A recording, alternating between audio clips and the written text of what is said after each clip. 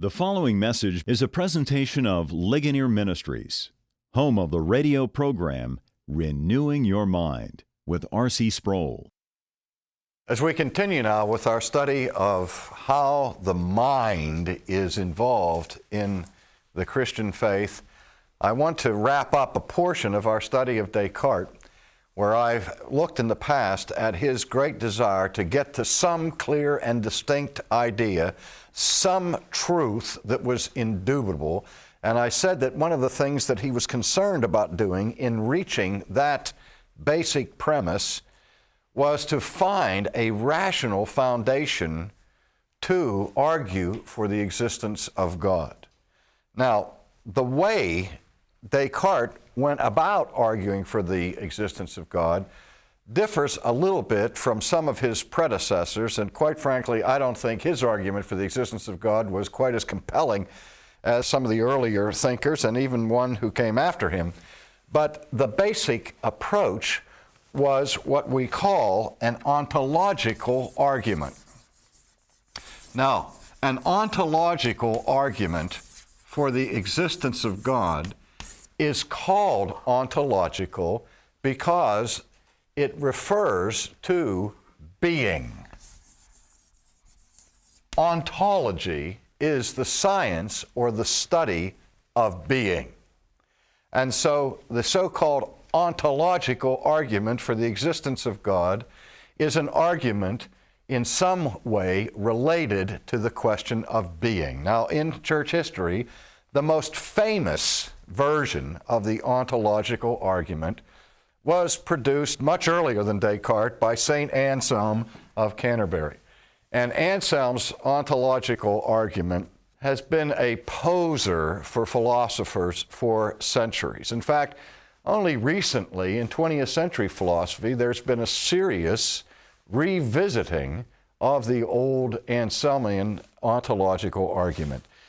And it's kind of tricky. Anselm argued in this fashion. He began by saying that God is that being which no greater than can be conceived. Now, some people have tried to translate the way he articulated that into simple language by saying that Anselm defined God as the most perfect conceivable being.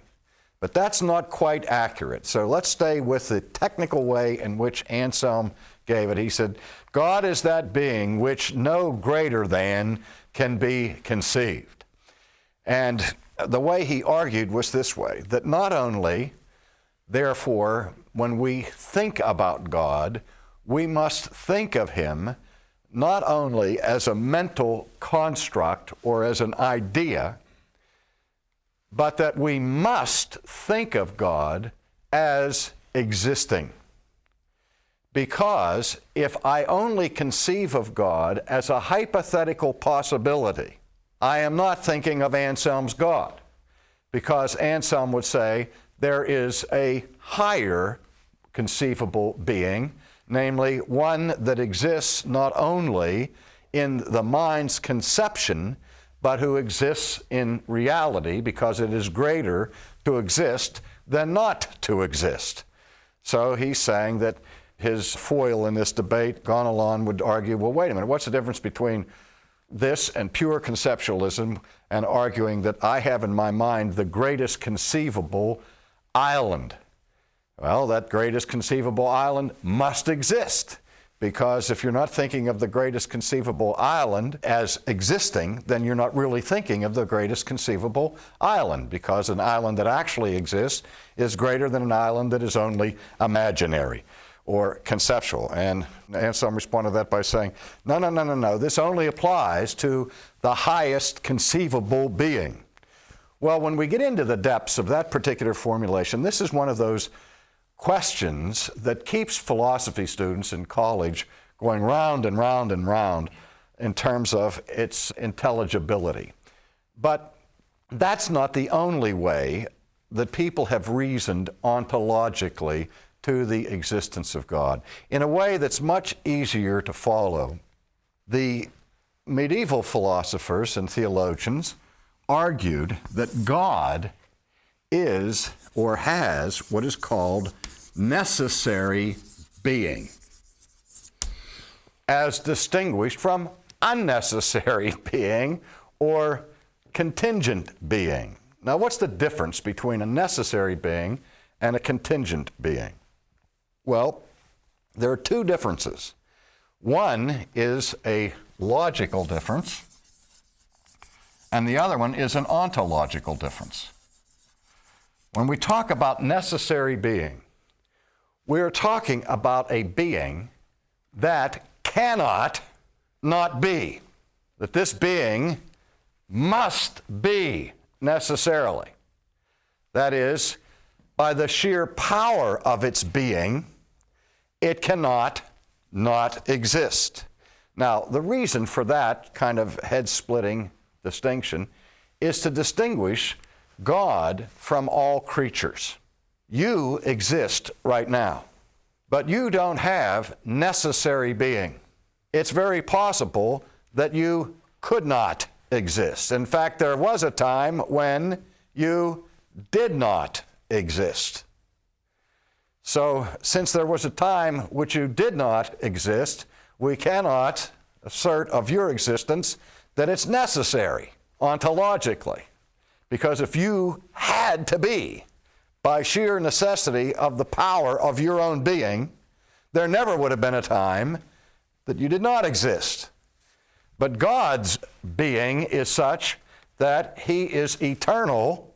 He has the power of being within Himself, and being a self-existent eternal being, He cannot not exist. That is to say, if God always existed from all eternity, we can safely assume that He will continue to exist because He is self-existent. That is, His existence or His being is not dependent upon anything outside of Himself.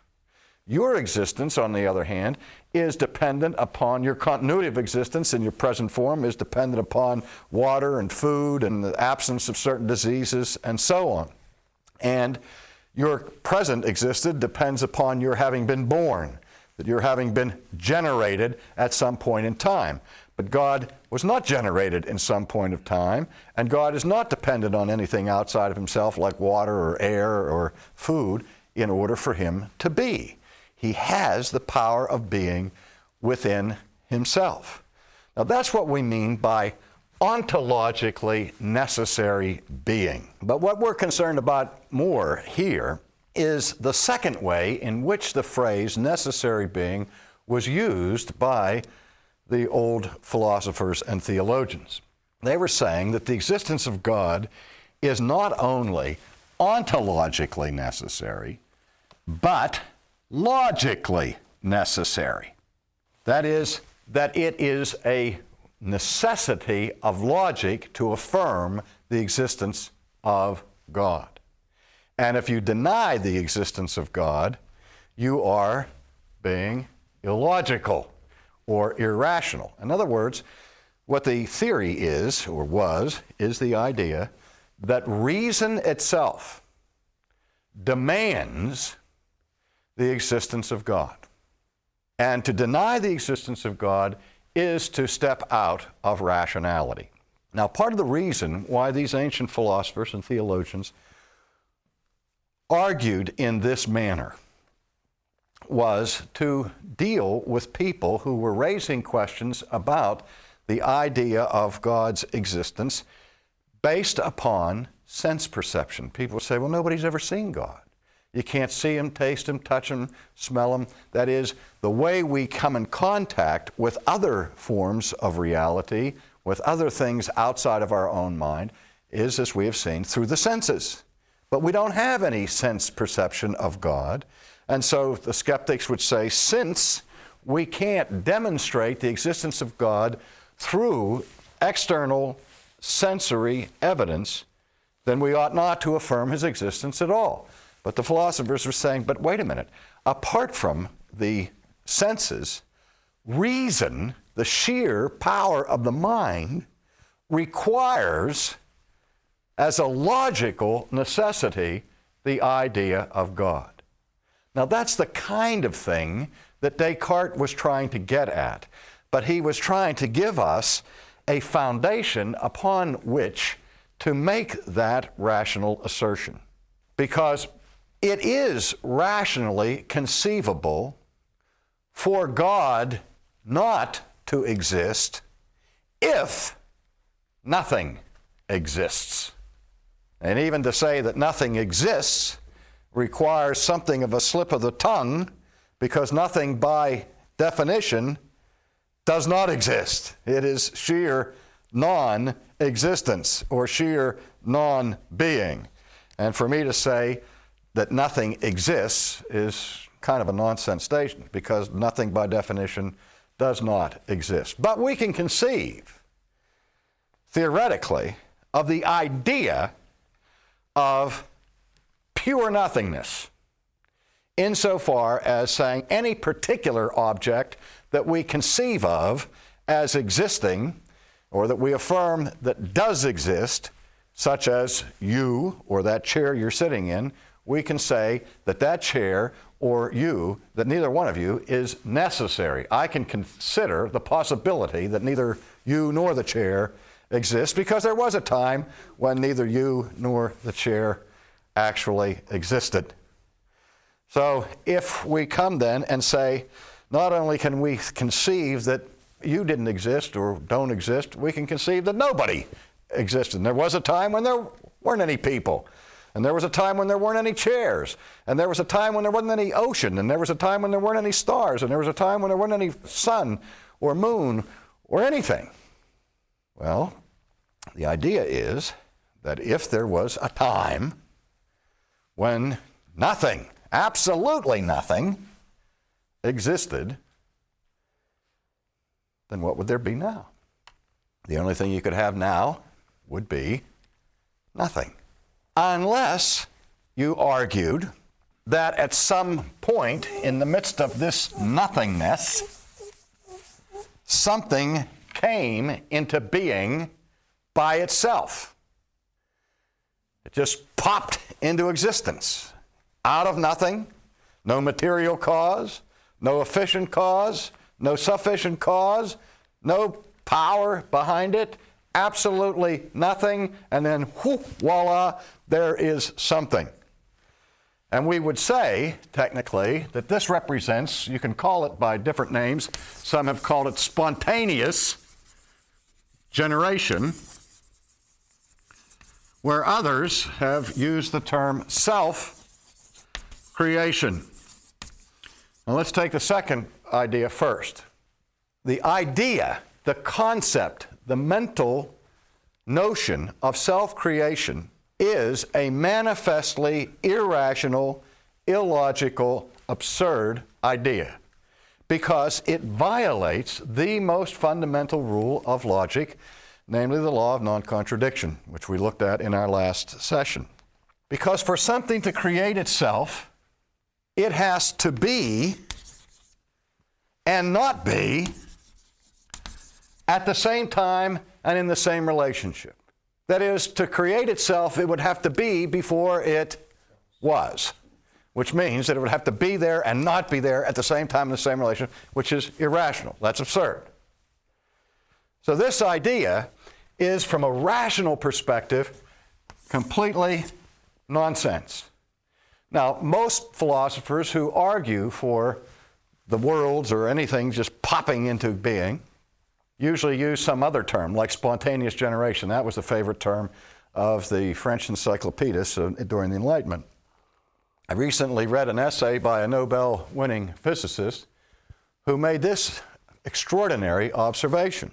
He says that the time has come that we must rid our thinking altogether, if we're going to be sound scientists and philosophers, of the whole idea of spontaneous generation, whereas something comes out of nothing by itself in a spontaneous way. He said, now we have to understand and modify this to what he called, believe it or not, gradual spontaneous generation, which is to say that something cannot create itself quickly. It takes time for something to create itself. So they talk about gradual, spontaneous generation. That is, this miracle of all miracles, something popping into being out of nothing, doesn't happen in an instant, but if you have enough time, then something will have the power to bring itself out of nothing. And what we got here was something out of nothing. We got nothing out of nothing. We got nothing out of something. We got a nonsense idea out of the mind of a brilliant physicist, because all his convolutions still come back to a concept of self-creation, which is manifestly irrational. Now, where the rationalists were going, where Descartes and earlier philosophers, when they spoke of God's being logically necessary, they were arguing in this fashion, that if something exists now, anything, this piece of chalk, this podium, this microphone, if anything exists now, then something must have always existed, or nothing could possibly exist now. That is, there never could have been a time when there was absolutely nothing. Something, somewhere, must have the power of being within itself, dependent upon nothing outside of itself for its existence, for anything to be.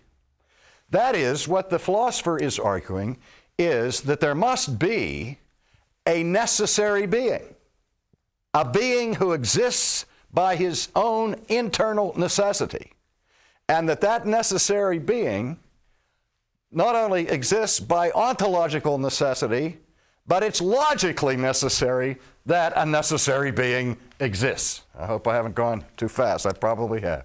But it's logically necessary that an ontologically necessary being exists, if something exists now. And this is what Descartes understood, and this was the genius of his rigorous doubting process. Once he could prove the existence of anything indisputably, then he could crawl into his Dutch oven and come to the conclusion of the eternal self-existence of God. And of course, where he starts is with self-consciousness, arguing that his own existence was absolutely indisputable, because to dispute it is to affirm it. That's the importance of his formula, I think, therefore I am. Because to deny that premise, one has to doubt it, and to doubt it requires thinking, and so to doubt it affirms the very proposition that is being doubted. And so he is simply saying that out of rational necessity, one must affirm the existence of God. Now, we can talk forever about the character of that God, and some people will say, so what's the difference if we argue that there's a self-existent eternal something, some kind of being that's a long way from the God of Abraham, Isaac, and Jacob, and so on. But we need to look at that objection more closely. What the philosophers have been saying here is that the affirmation of the existence of some kind of self-existent eternal being is necessary to make if you are going to be rational. And if you deny that, you have to be irrational in order to deny it. Or, to say it in another way, that not only does the Bible declare that God is, but reason itself demands the assertion of a self-existent eternal being. And I said, but there's a big difference from that and the God of Abraham, Isaac, and Jacob. Yes, and that requires all kinds of other elements that must be examined. But keep this in mind, that in the 20th century, the focal point of critical assault and skepticism against biblical Christianity is against the idea of God as creator. In classical philosophy, in classical European philosophy, the worst skeptics who denied Christianity or denied Judaism or denied Islam or any of the world's religions had to admit fundamentally that there had to be some kind of transcendent, self-existent creator for anything to exist. Now, that basic prop, that basic foundation for all of theism has been attacked vigorously in our day. If you can get rid of the idea of a necessary being, then you can get rid of creation, and if you get rid of creation, you don't have to worry about Christianity. That's what's at stake here in this seemingly pure abstract debate. For more information about Ligonier Ministries, call 1-800-435-4343 or contact us on the web at ligonier.org. That's ligonier.org. Or write P.O. Box 54 7500, Orlando, Florida 32854.